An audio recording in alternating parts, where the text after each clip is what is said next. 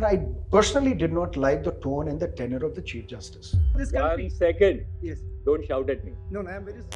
We should not be looking at the legacy of Justice Chandrachud but there are some utterances which he should not have made. For example, inviting a Prime Minister to your private residence. I had much higher expectations from him. Did he live up to those expectations? No.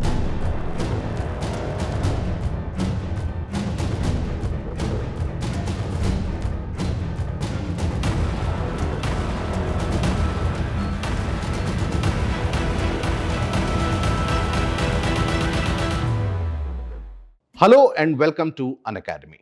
Welcome to this special podcast where we discuss the legacy left behind by Chief Justice D.Y. Chandrachud. When Justice Chandrachud was elevated to the role of Chief Justice of India, hopes ran high with regards to the future of judiciary in our country. There were various different strong arguments made about inclusion of technology in the terms of judicial sector and also in terms of maintaining judicial independence in our country. However, in his final days as Chief Justice, he did issue certain statements which put many controversial aspects regarding his tenure.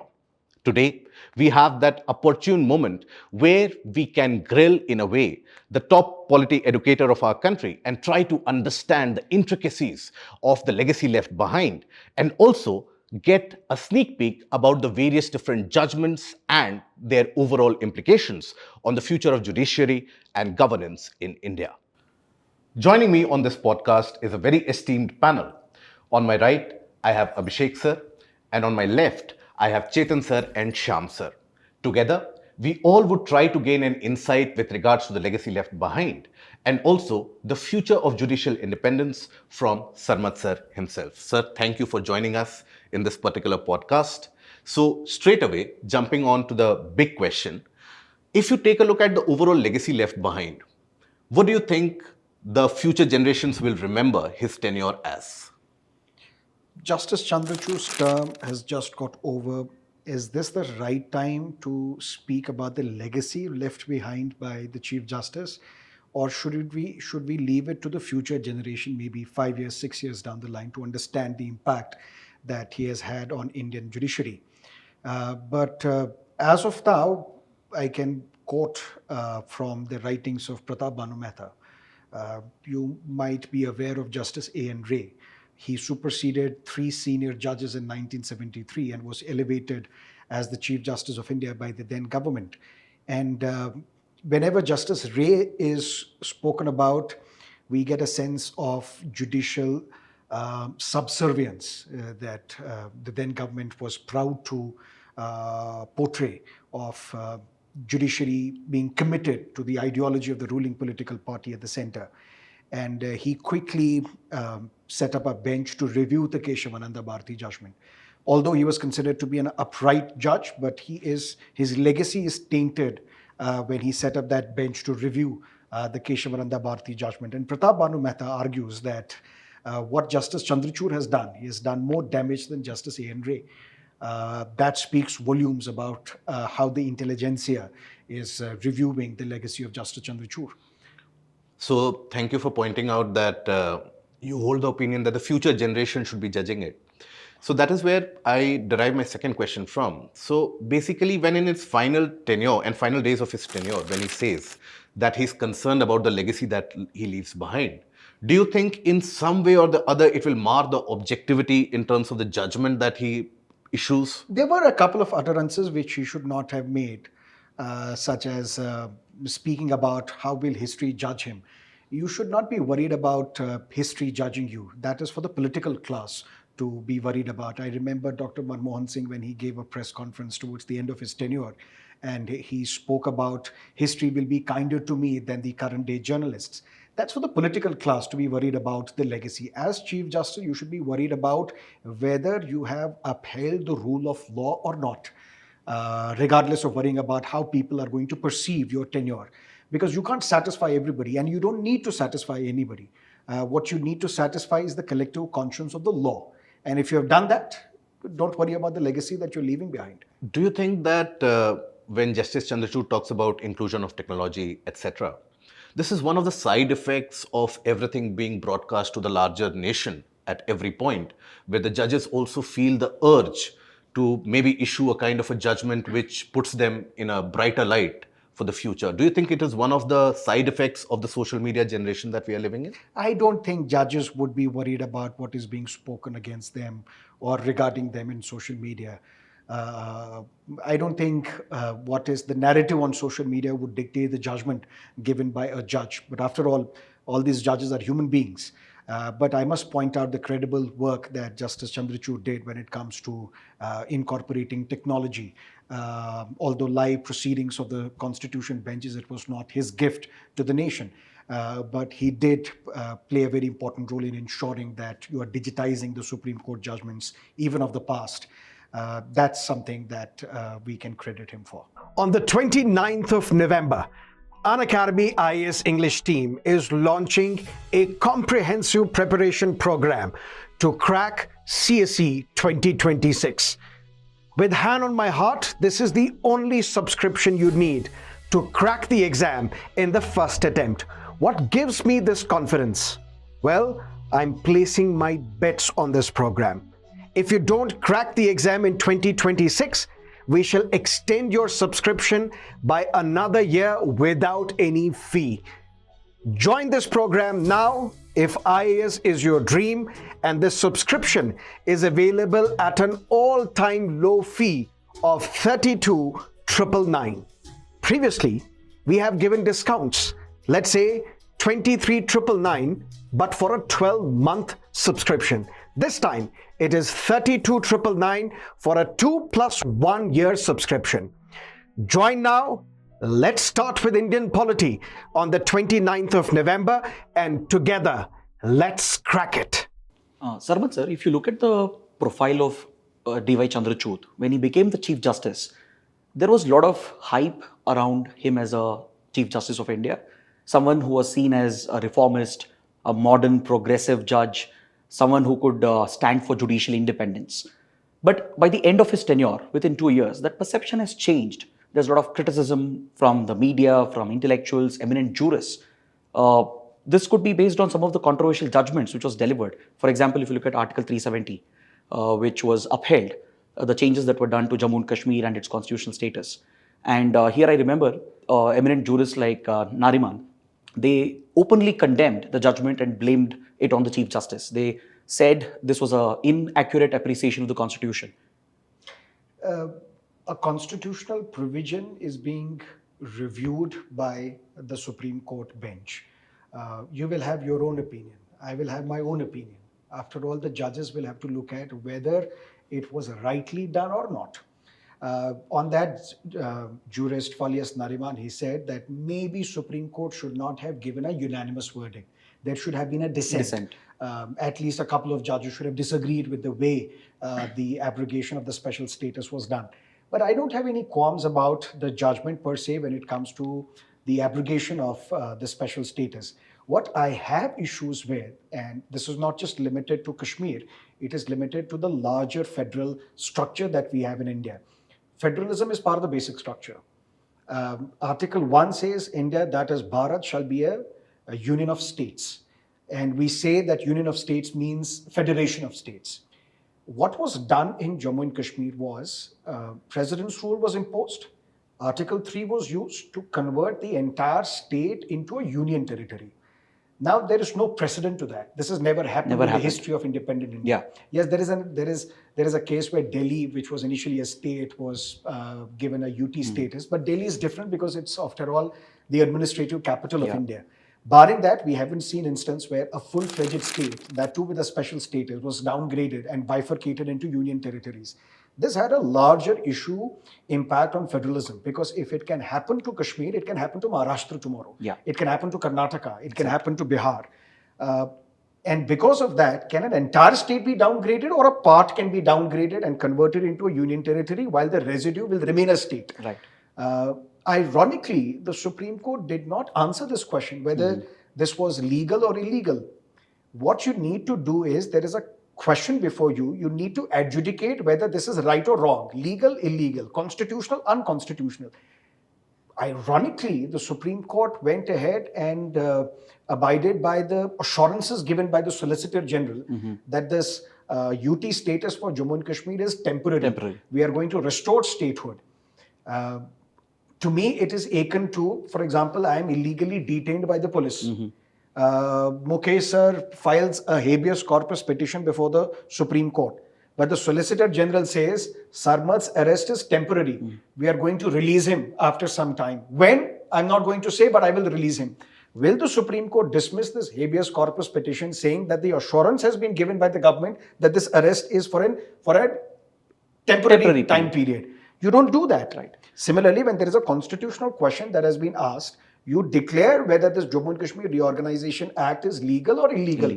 You can't keep it pending. This is a classic example of judicial evasion, right, where the judiciary has been hesitant in deciding important constitutional cases. And by that logic, you're basically siding with the executive, which is an assault on the independence of judiciary. Right. And also, since federalism is part of the basic structure, do you think the Supreme Court should have directed the government to restore statehood? It only recommended that statehood should be eventually given, but it didn't place a mandate on the executive. The impact of this judgment is, forget about how Article 370 was diluted, specifically on the Jammu and Kashmir Reorganization Act. The impact is that this Article 1 can be viewed as India, that is Bharat, shall be a union of union territories. Because if it can happen to one state, it can happen to others as well. Federalism, Supreme Court has reiterated multiple times that it is part of the basic structure.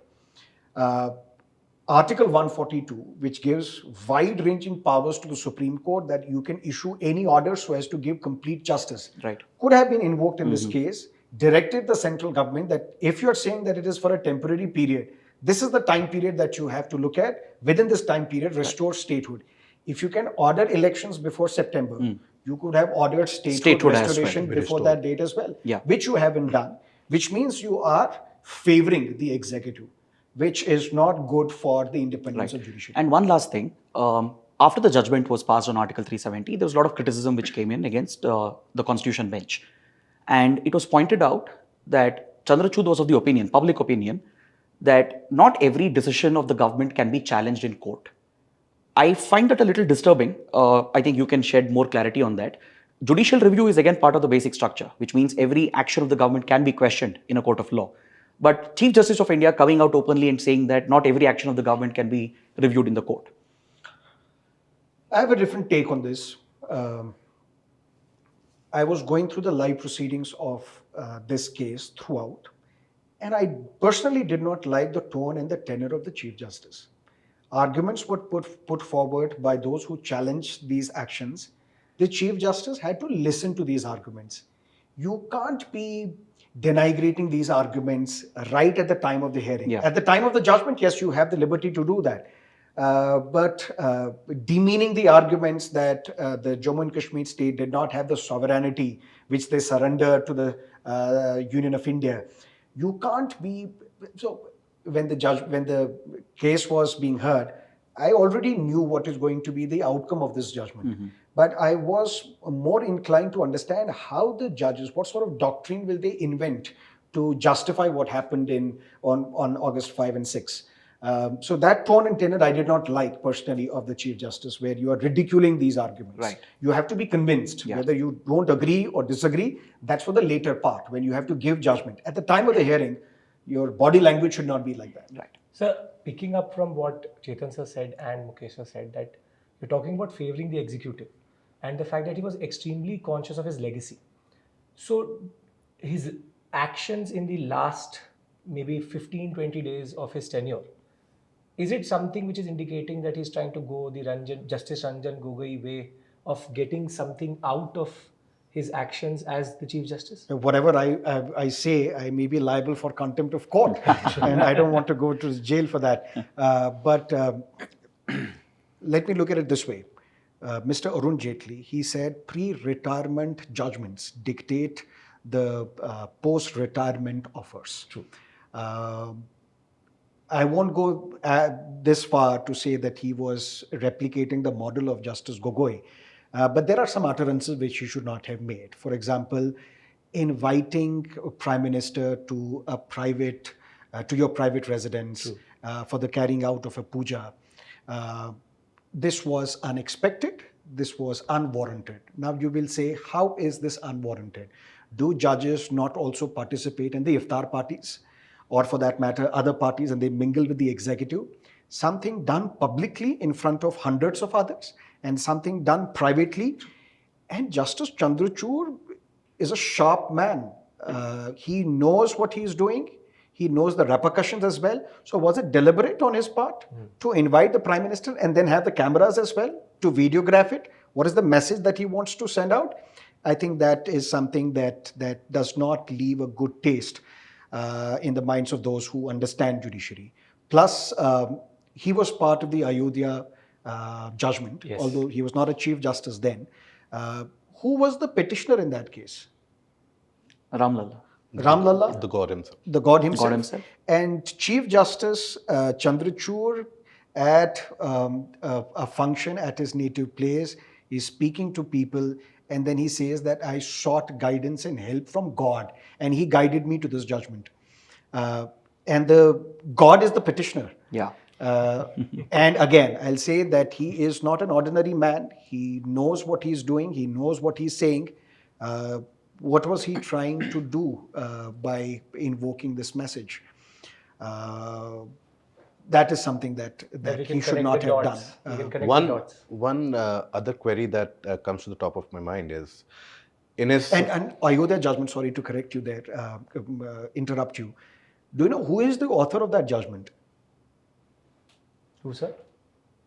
The author is anonymous. Normally, when judges give the judgment, you Right. know who the author is, who has written this judgment. Right. But Supreme Court, naively or cleverly or in good faith, said that this should be the message coming from the judiciary, that this is the verdict of the judiciary, this is not the opinion of an individual judge. But by looking at the wordings, the way in which the judgment is written, everybody knows in the Supreme Court that the author of this judgment is Justice Chandrachud. Right.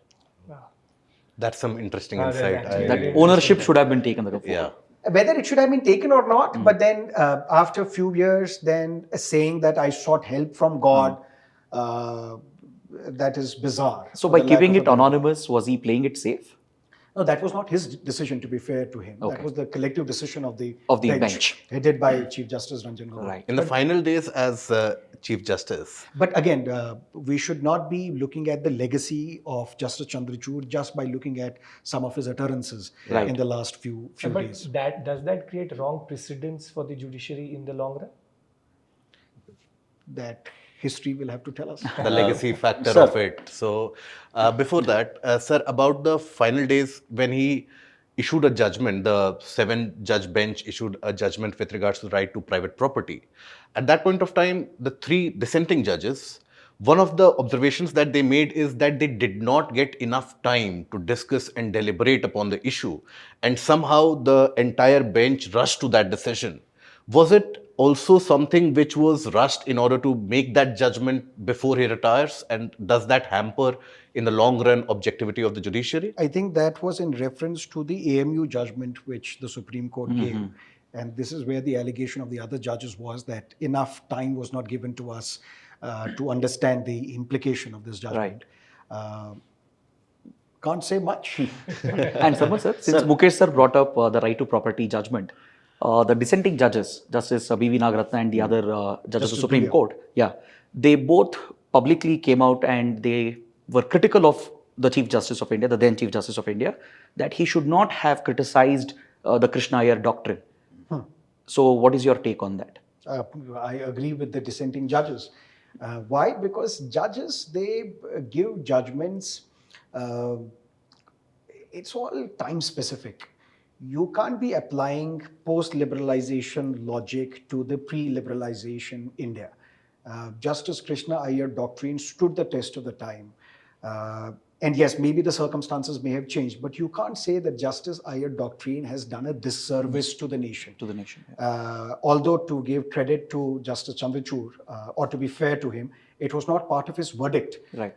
It was part of the draft which was circulated with other judges, and this is where rightly the 2 dissenting judges pointed out that you should not be criticizing the past judges for their conduct because they are not doing any disservice to the nation. Right. Based on the discussion, I feel that you are critical of the judgments of the Justice Chandrachud. But at the same point of time, don't you think it should be a balanced approach and look at very important landmark judgments which have been provided? For example, there was a ruling against electoral bonds of Government of India.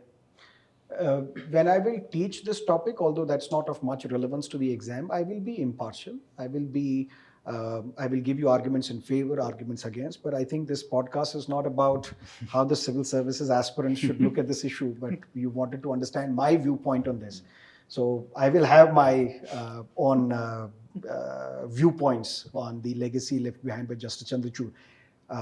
On some of the landmark verdicts that he has given on electoral bonds, for that matter. This matter was pending before the court for 3 years. And again, it was a classic example of judicial evasion. Now you can say that, but Justice Chandrachud was not the Chief Justice when this case was filed. But here again, it seems that he sided with the government. How? The patient is dead, operation successful. Electoral bonds did what it had to. And then you rule at the end that electoral bond scheme is unconstitutional. It already did whatever damage it had to do to the electoral system. But at least the judgment brought out into public limelight the extent of political funding coming from various organizations. It was already known to everybody that where is this money coming from. Didn't electoral bonds have a lot of anonymity, and that was cast away by the Supreme Court? Yeah, but the impact was much wider, which could...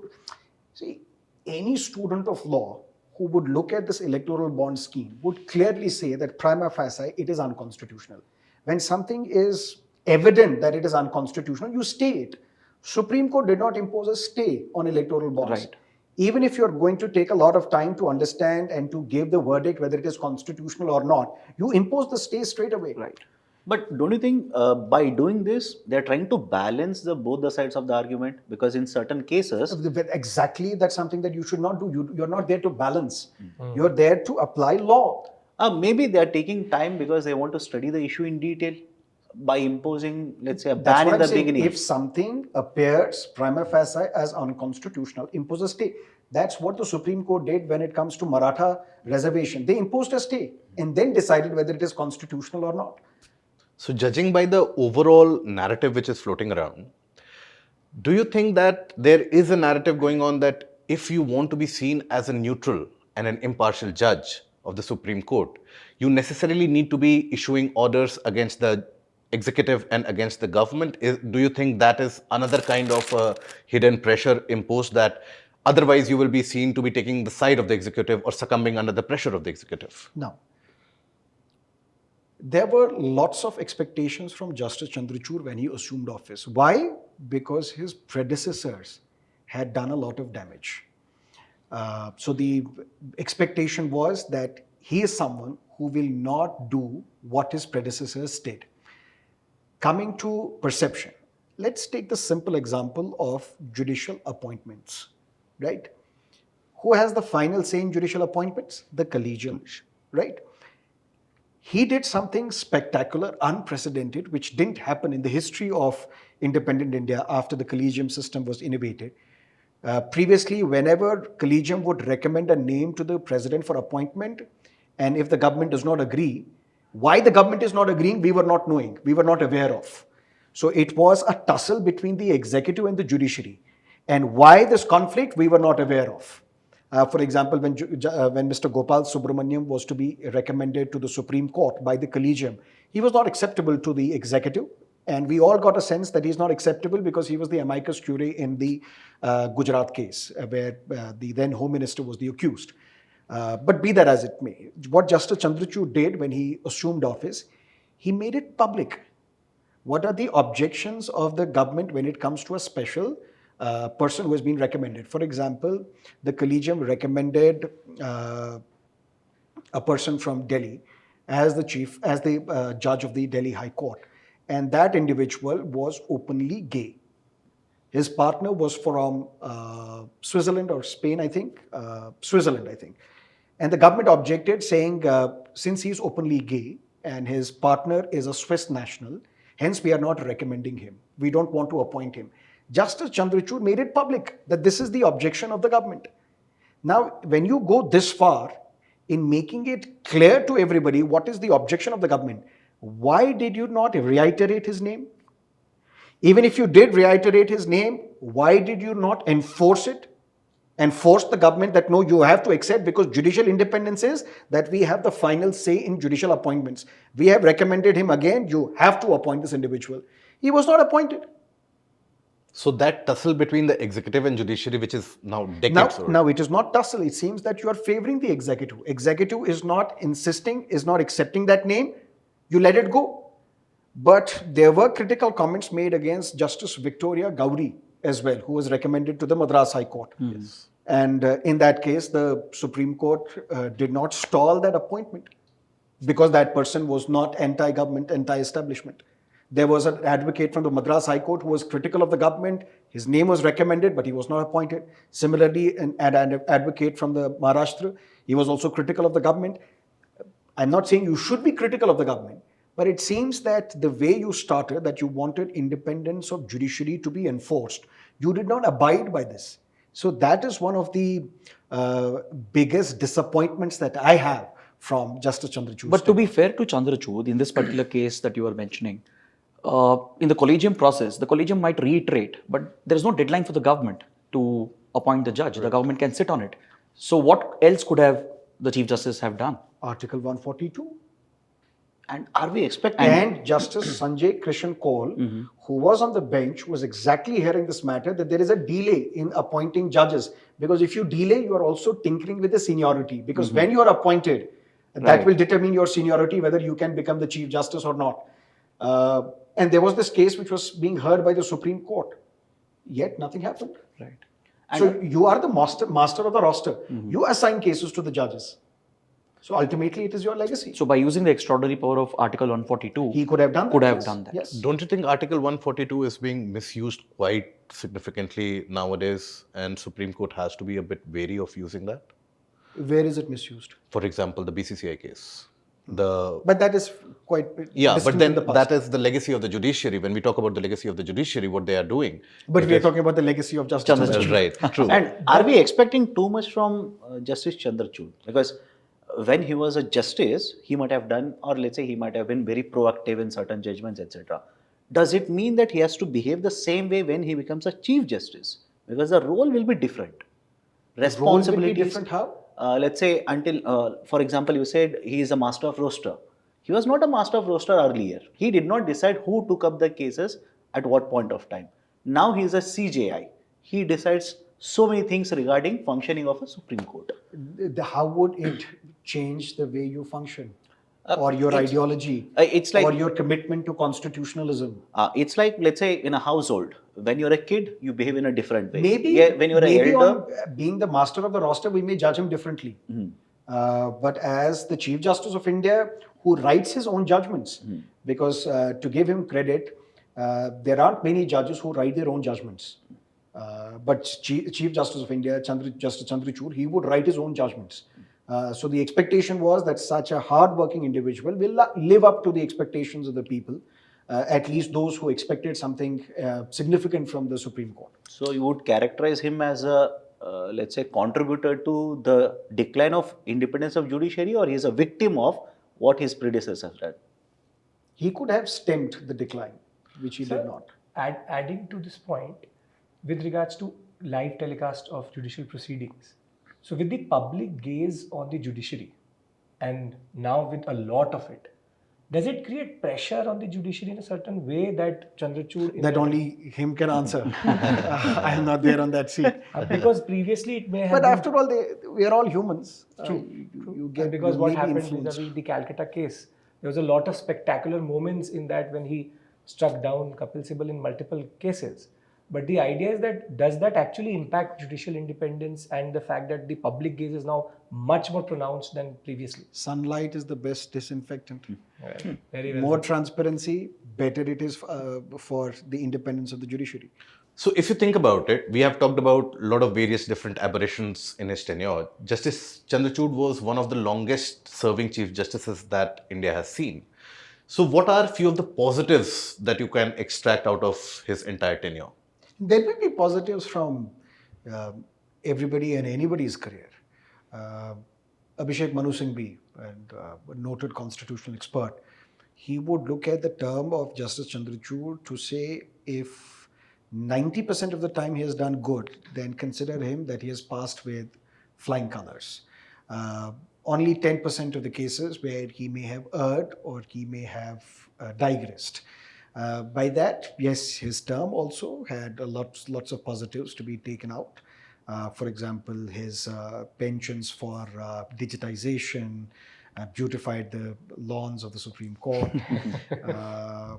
made a cafe which is run by the disabled, National Museum, Judicial Museum, lots of good things. Do you think the judgment that he issued with regards to one of the students not being able to get admitted to IIT because he did not have money at that point of time, he directed the institute, so that paved a kind of a landmark shift where Supreme Court can intervene at that individual level? Do you think it was the case, or was it a simple cosmetic aspect? Stunt. I won't use the term again. I should expect a contempt.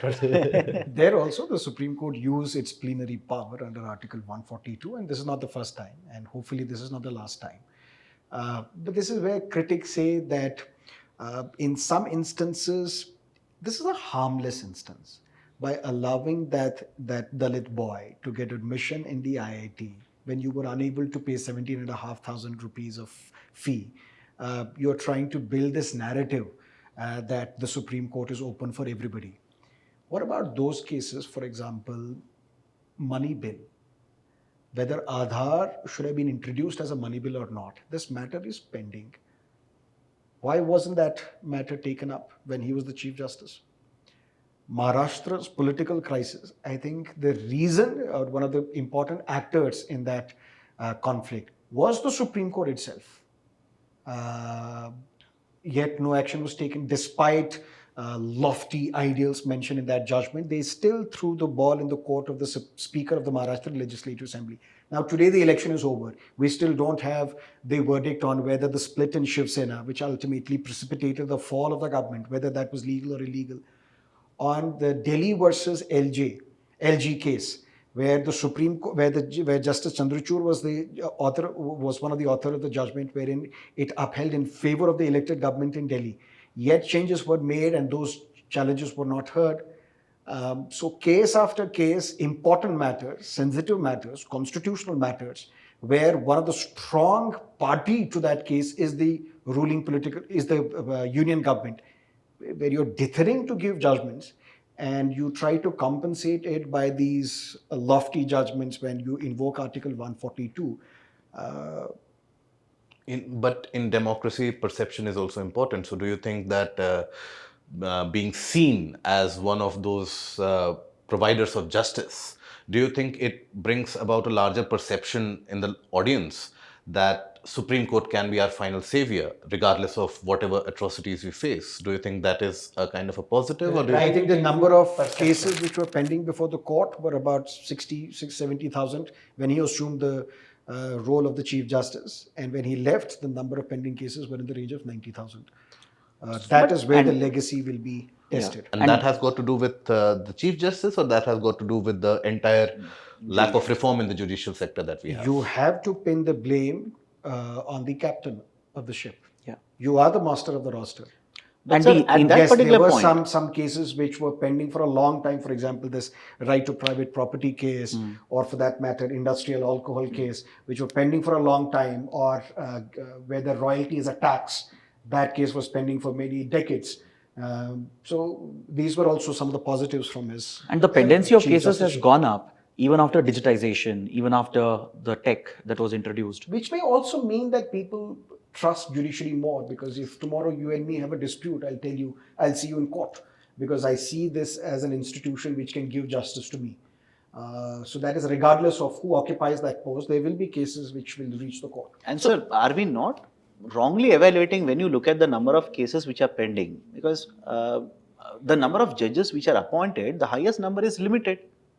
That's at the Supreme Court of India. The Even number is there are limited. vacancies in the Supreme Court which you have not ensured that these vacancies are filled. Yeah.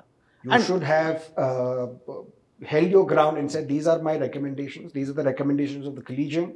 Primacy of judiciary and judicial appointments is also part of the basic structure. Appoint them and give the time period. We have not done that. Do you think And he was then- following the principle of pick your own battles and not confronting the executive? Now Now every you time, tell every me which point? are the battles that he picked. So Well- this is where I want to add that looking at the larger optics of things, there's a certain perception of the judiciary. And picking and choosing certain cases, was this an attempt by him to change the perception of the judiciary vis-a-vis the public? No, that's for the public to decide whether their perception of him has changed. But or can not. we go to that extent to say that he basically chose certain cases as CJI so as to create a certain narrative or change the narrative towards the judiciary, the Tariq pe Tariq type of perception we have towards judiciary? The taking up, for example, the IT case itself, the proactiveness of the judiciary in that regard was it a conscious attempt to change the perception of the judiciary that we are there for everyone? I would not know that. I'm sorry, I can't answer. Just to play the devil's advocate, in his last days as the Chief Justice, he did deliver, at least the Constitution bench headed by him, did deliver a historic judgment on the minority status of AMU. It did overturn the 1967 judgment. So are we being unfair in the criticism of the legacy of Chandrachud? Number one, he did not give the final judgment. Right? The status of AMU as a minority institution or not, that will be decided by a different bench. What the Supreme Court did decide is rule out the Aziz Basha case and say that that was wrong.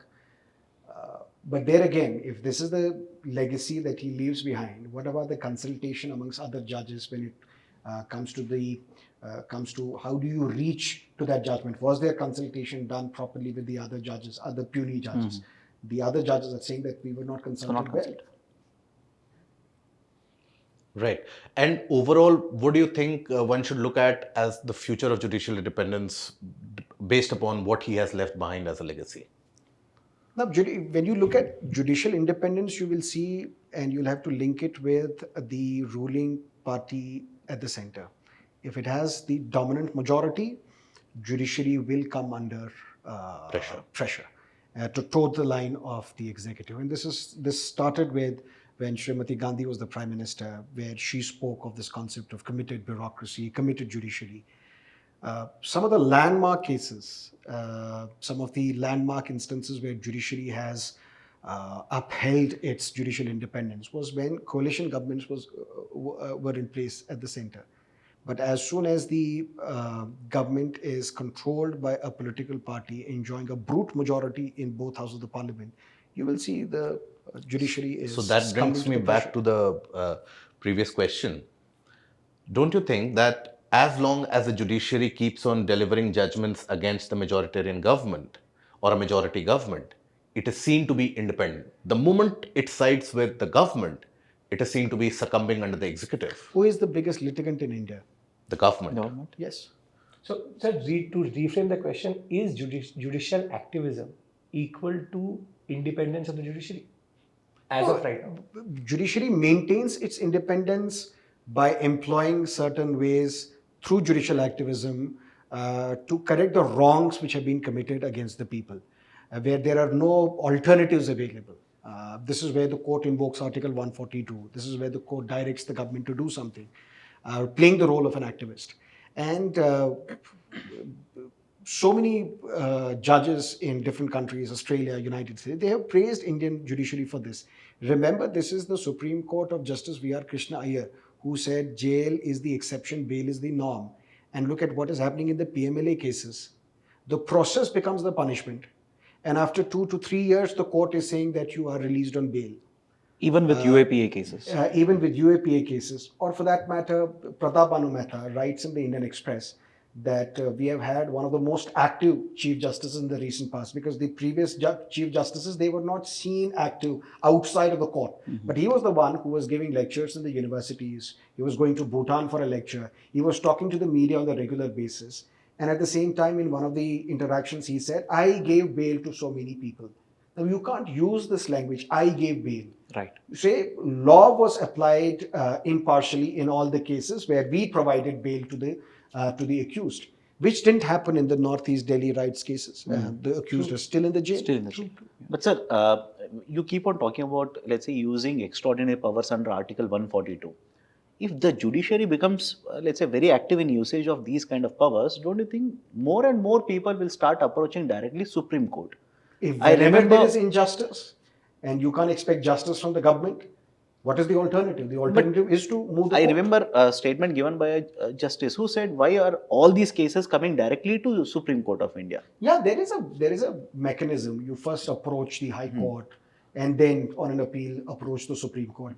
Definitely, all the cases directly should not go to the Supreme Court because what you're talking about, sir, is a larger reform that is required in the judiciary. Supreme Court should not be there to hear bail application. Yeah. Supreme Court should be there to resolve the disputes of federal nature or constitutional nature. Supreme Court should not be there to approach for bail. And on bail, wasn't the same Chief Justice who said one day of incarceration would be detrimental, and he said that in the Arnab Goswami bail case. But there are others who are languishing without bail for many years, and yet the cases are not taken up. So, though it would be a little bit unfair to the justice itself, can you rate his tenure out of 10? I don't think this is Coffee with Karan where we would rate. Okay, I think this was a healthy discussion, but just because we have you in the panel, what are your ideas or thoughts rather with regards to ensuring that judicial pendency gets done with, or the reform that is needed in judiciary? Everybody talks about judicial services, all India judicial services that needs to be created. A couple of lines from that perspective. On this, a lot of literature has been written. Lots of committees have recommended. Increase the judges to population ratio to begin with. Appoint more judges. All India Judicial Service, yes, can be good, but then language would become an issue because the language of the subordinate judiciary is a local language. And it would become difficult for a judge from Karnataka to be appointed as a district judge to Bihar. But maybe use of more technology, there should be no requirement for physical appearance, digitization, lots of computerization which should be done. And some methods which are used in the Scandinavian countries or Australia, where there is something called discovery system, or use alternatives to Resolution of conflict. So alternate dispute resolution mechanisms, popularize arbitration, conciliation, use of good offices, and that will go a long way in reducing the pendency of cases. And what would you recommend the new Chief Justice of India do in order to, let's say, restore the balance? What is your message? Don't follow what his predecessor did. And you would basically, let's say, look at what kind of pending cases to come to a conclusion when the judgment is given that, okay, the judiciary is on the right balance, right path now. The moment every single individual would feel that I will get justice from the court, I will not be made to sit for years and years. That's the time when we can say that judiciary in India has lived up to its expectation and promise. So with regard to key constitutional positions like Chief Justice of India, do you think there should be the implementation of Arun Jaitley's recommendation on post-superannuation? No, that was not his recommendation, that was his allegation. Allegation, That pre-retirement judgments dictate post-retirement jobs. benefits. But shouldn't there be a cooling off period? Exactly. We have had a judge from West Bengal who resigned earlier ahead of his tenure and contested election, and now he's the member of the parliament. Yeah. We have had a former Chief Justice you were alluding to, who is now the nominated member of the Rajya Sabha. Another Chief Justice who became the governor of Kerala, governor of Andhra Pradesh, one of the judges who gave the Ayodhya judgment, he is appointed as the governor of Andhra Pradesh. Whether there was a quid pro quo or not, I don't know. But as they say, justice should not only be done, it should be seen to be done. So you should not only be impartial, you should also appear that you were impartial. Right. And by junking these post-retirement jobs, you're basically restoring faith in democracy and in judiciary. Right. So there should be a cooling off period. I would go a step further and say there should be a ban on post-retirement jobs for judges specifically. So your final words about the legacy, coming back to it. Mixed legacy, some good things, some bad things, some things that should have been avoided. If you ask me personally, I am utterly disappointed by his tenure. Right. Why? Because I was the one who felt relieved when he assumed the job of the Chief Justice. I thought because of his conduct, first as the Chief Justice of Allahabad High Court, Prior to that, judge of the Bombay High Court, as well as some of his judgments wherein he was part of the Supreme Court bench to give judgment. For example, in Aadhaar, he gave a dissenting judgment. So I had much higher expectations from him. Did he live up to those expectations? No. Did he disappoint me? Yes. Do I regret rooting for him? Absolutely yes. Okay. But to be fair, isn't that the burden of expectations as well And such men should have these expectations. in those high constitutional positions? With great Fair power enough. comes great responsibility. Yeah, fair enough. That is, I think, the right words to end this session, I guess. Yours? So I hope you would have gained valuable insights with this discussion and you have understood the problems facing the judiciary of today. If you have liked the video, please don't forget to click on the like, share and the subscribe button. And what you did feel about the entire discussion, put that in the comment section below. Till we meet again, take care, goodbye, thank you.